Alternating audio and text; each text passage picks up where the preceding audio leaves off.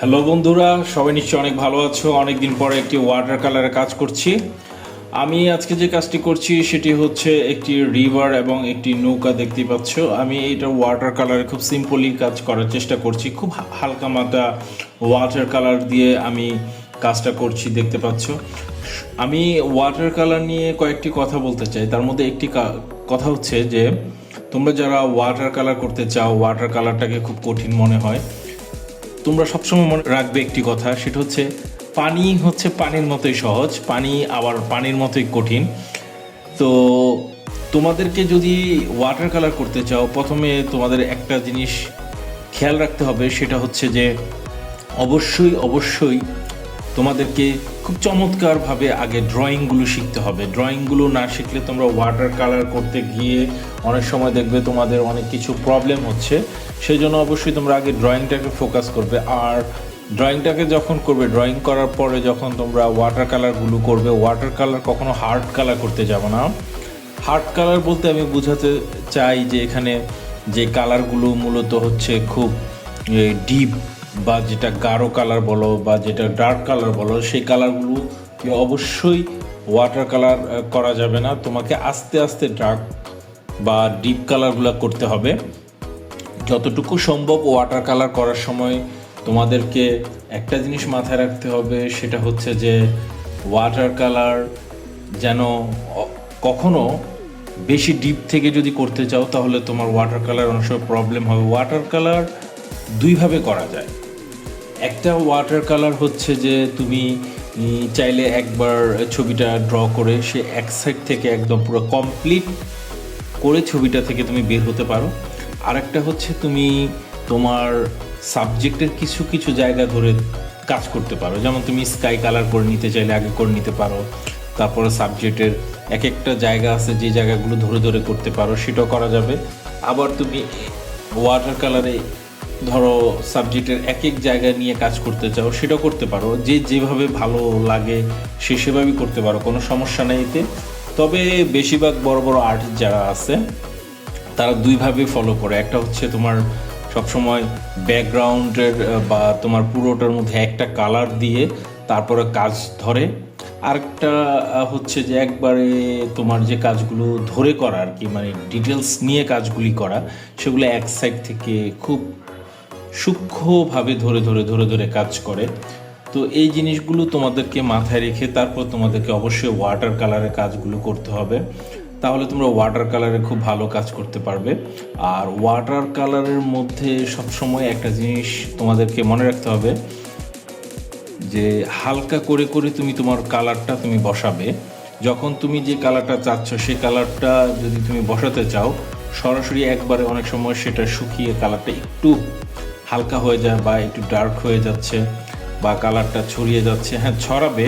Colour, water colour ছড়ানোর মধ্যে একটা টেস্ট আছে, একটা মজা আছে, সেটা অবশ্যই তোমাদেরকে বুঝতে হবে। তো আলটিমেটলি আমি একটা জিনিস করি, সেটা হচ্ছে আমি ওয়াটার কালারগুলো যখন করি আমি খুব মানে কি বলে এক কথা খুব হালকা বা সফটভাবে করার চেষ্টা করি, যেন খুব কঠিন জিনিসটাকে নিয়ে খুব ভাবার কিছু নাই। আমি আগে বুঝে নেই যে কোন জায়গায় কোন কোন কালারটা আমি দেব, ঠিক ওই কালারগুলো দেওয়ার চেষ্টা করি। আর কালারগুলো দেওয়ার আগে আমি ঠিক আমার মাথার মধ্যে আগে ড্র করে নিই, যে সেখানে ড্র করার পরে যে কালারগুলো ফেলছি, কি কি কালার ফেলছি, কোথায় আলো হচ্ছে, কোথায় তোমার ডার্ক হচ্ছে, কোথায় শ্যাডোগুলো পড়ছে, সেগুলো তো অবশ্যই তুমি খেয়াল রাখবে। যে কোনো একটা জায়গাকে তোমার ধরে তারপরে তোমাকে কাজ করতে হবে। অবশ্যই তোমাকে কালারের সাথে সাথে কালার শ্যাডোগুলো প্রতি তোমাকে ধারণা এবং চিন্তাধারার প্রতি একটা মনোযোগ থাকতে হবে। তো বিষয়টা হচ্ছে যে ওয়াটার কালার নিয়ে এত বেশি চিন্তার কিছু নেই। তুমি সফটলিভাবে প্রথম করতে থাকো, যেভাবে মন চায়, যেভাবে পারছো সেভাবে করতেই থাকো। তুমি তোমার মতো করে প্রথম প্রচুর পরিমাণে তোমাকে ড্র করতে হবে এবং কালারগুলো নিয়ে কাজ করতে হবে, ব্রাশগুলো নিয়ে কাজ করতে হবে। ব্রাশগুলো কোন ব্রাশ দিয়ে কী ধরনের কাজ করলে সেগুলো ভালো হচ্ছে, সুন্দর লাগছে, সেই জিনিসগুলো তোমাদের বোঝা উচিত। তো আমি যা বলছিলাম আর কি, সেটা হচ্ছে যে আমি ওয়াটার কালারগুলো যখন করি অবশ্যই আমি খেয়াল রাখি যে আলো ছায়ার বিষয়গুলো আমি সবসময় মাথায় রেখে তারপর কাজ করি। আর ওয়াটার কালার করার একবারে সর্বশেষ প্রান্তে যখন চলে আসবে তখন চেষ্টা করবে কোন কোন জায়গাতে তোমার সাদা আলোটা পড়ছে, মাথার কোন অংশটার মধ্যে আলোটা পড়ছে, বা পিঠের কোন অংশটার মধ্যে পড়ছে, তারপরে হচ্ছে গাছের বা নদীর বা নৌকার বা ঘরের যে কোনো ছবি আঁকো না কেন, তোমাদেরকে অবশ্যই অবশ্যই অবশ্যই বারবার বলছি, আলো ছায়ের বিষয়গুলো তোমাদেরকে মাথায় রেখে তারপর তোমাদেরকে কাজ করতে হবে।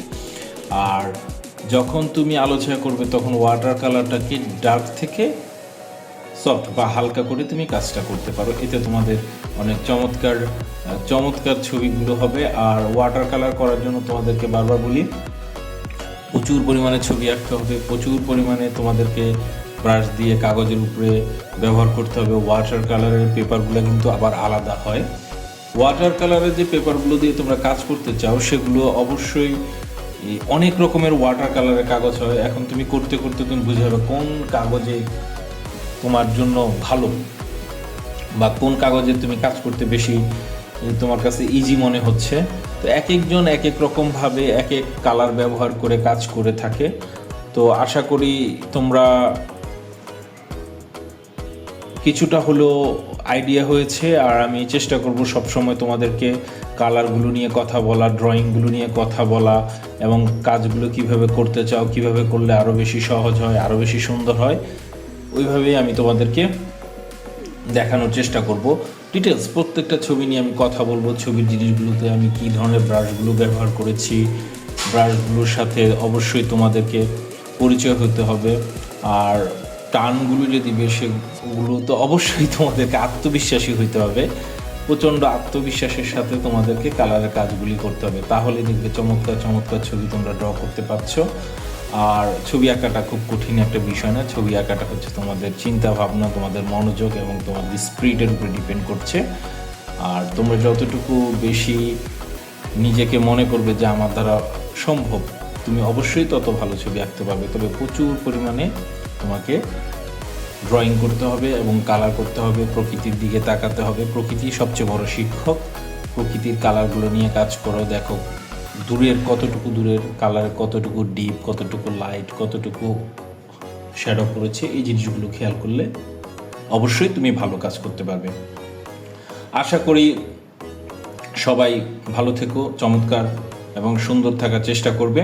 আমি তোমাদেরকে নতুন নতুন কাজ দেখাবো, আরও ভালো কিছু শেখানোর চেষ্টা করব। সবাই এই পর্যন্ত ভালো থেকো। আল্লাহ হাফেজ।